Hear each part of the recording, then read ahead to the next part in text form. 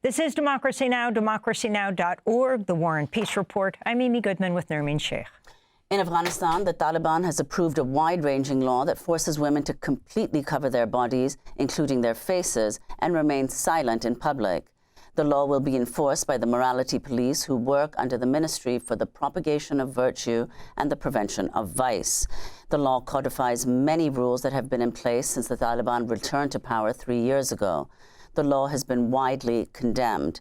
This is Ravina Shamdasani, spokesperson for the Office of the UN High Commissioner for Human Rights. These are partners who are being completely silenced, and they're attempting to render them into shadows.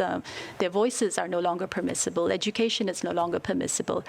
You cannot even see their faces. This needs to stop, and we need to continue talking about it. We need to continue advocating for it and putting pressure on the authorities to listen. Afghan women have been defying the Taliban's edicts in videos posted on social media or shared with human rights groups. This woman living inside Afghanistan concealed her identity as she recorded herself singing, "You have silenced my voice until further notice. You have imprisoned me in my home for the crime of being a woman."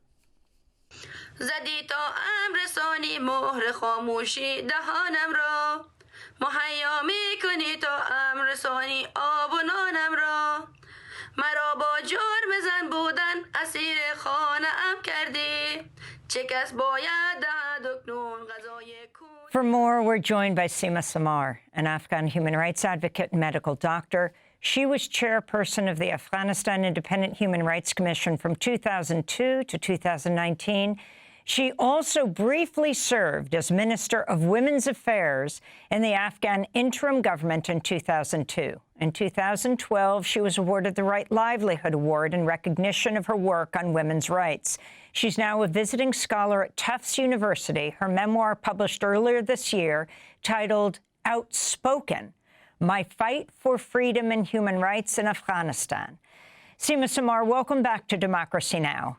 How sad, ironic that your book is called Outspoken, when the Taliban have now said women cannot speak in public. Can you respond exactly what this law is and what it means? Thank you so much, Amy. It's nice to be in your show. Thank you for having me here. Yes, I think this law further restricts all the rights that the woman had. They already put a lot of restriction on women's rights. They were not able to go get education. They were not able to work outside of the house. They were not able to travel alone without male mahram.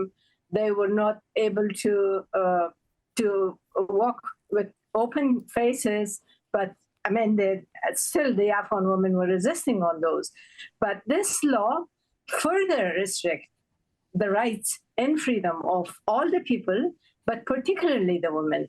They cannot even raise their voice, even if they recite Quran. You cannot see such a law in any other regime in this planet. So I think it is the full isolation, systematic erase of women from public life. And as we call it, it's gender apartheid. I think with this law, they completed gender apartheid. I don't know why the people around us, the international community, do not see this. And it's also was a reaction to the endorsement of the Taliban in Doha 3. Because if you remember, Doha 3 was the meeting earlier 6 weeks ago in Doha with the Taliban.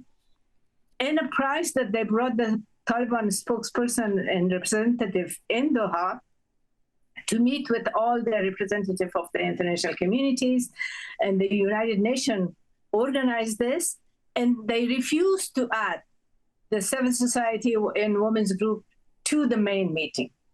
After a lot of pressure, we just put on the UN. They said, okay, at the end of the actual meeting, they will see some people from civil society. So this was a policy trying to normalize the Taliban. So this law is a reaction and an answer to the normalization of the United Nations and some other countries who tries to say that the Taliban are the reality of Afghanistan. And I would say, yes, the Taliban are the reality of Afghanistan, but millions and millions of people and women in Afghanistan is also reality. And this is a crimes against humanity. It is gender apartheid. You don't have any other name. I'm sorry, I heard the news about the Middle East. What I see, it's the continuation of culture of impunity everywhere. Dr. Samar, if you could also just comment, you mentioned gender apartheid, which is, of course, what many are saying. The Taliban have created a state of gender apartheid in Afghanistan. But what's your sense of how other people, ordinary Afghans, are responding to these measures? A recent survey found that almost 70% want women's rights to be a central, important feature of the focus of the government. If you could respond. Yeah, actually, they have a regime of fear and oppression. They treat people with the gunpoint. That's why they're so violent, and nobody has a law and nobody is accountable. So that's why the people are not getting out of the house or protesting against this. I keep saying that it is not the problem of the women actually in Afghanistan. It is the problem of every household. What the people could say and do, I think they have to stand more strongly and use their civil rights and start protesting against this inhuman, un-Islamic, and against all the international law and principles, and against all the obligation of Afghanistan towards all these conventions of human rights, and the clear violation of Universal Declaration of Human Rights. Because practically, their voice cannot be heard by any man who is not related, maybe including the in-laws. I mean, practically, it's a new style of slavery, in my view. Sima Samar, if you can explain, I just want to say you were head of the Ministry of Women's Affairs very briefly. The Ministry for Women has now been changed into the Ministry for the Propagation of Virtue and Prevention of Vice. The new law, the new decree includes women must veil themselves in front of all men, even in front of non-Muslim women. It also permits brutal physical punishment, beating, intimidation, imprisonment without due process. Where do you see this all going right now? I think they want to show that their actual opinion, because there were some people advocating for the Taliban that they are changed, they learn from their past mistakes. But I think it is really the responsibility not only of the Afghan people, of course we have more responsibility than the others, to raise awareness about the situation in Afghanistan and to make it serious, to look serious. I think it's not only the problem in Afghanistan, it's going to spread in the other countries, particularly on the regional countries. We already see sign of this kind of behavior and empowerment of patriarchy in the region.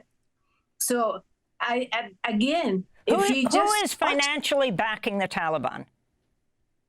Unfortunately, everybody, because they get some money. I don't know the exact number or amount. They're getting money from different intelligence services, claiming that they are fighting against Daesh. And every week there is $40 million going to Afghanistan in order to keep the claiming economy that they're fighting against ISIS. You mean? Yes.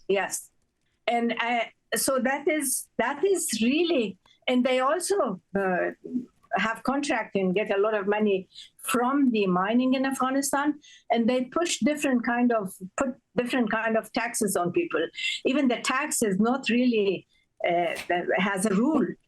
The inspector police or the Sharia inspector, what they call it, the muhtasib they call it, they have the right to punish the people and take as much as they have to pay. Well, so the shopkeepers, the people who, the farmers, it's not, unfortunately, the environment is too bad, and the people doesn't have a lot of income from their farming. Well, and they have to We have to leave it there, but we thank you so much for being with us. And of course, we'll continue to follow this issue. Sima Samar, Afghan human rights advocate, medical doctor, chair of the Afghanistan Independent Human Rights Commission from 2002 to 2019, briefly served as Minister of Women's Affairs in the interim government of Afghanistan in 2002, was awarded the Right Livelihood Award for recognition of her work with women's rights, now at Tufts University. Her memoir is called Outspoken: My Fight for Freedom and Human Rights in Afghanistan.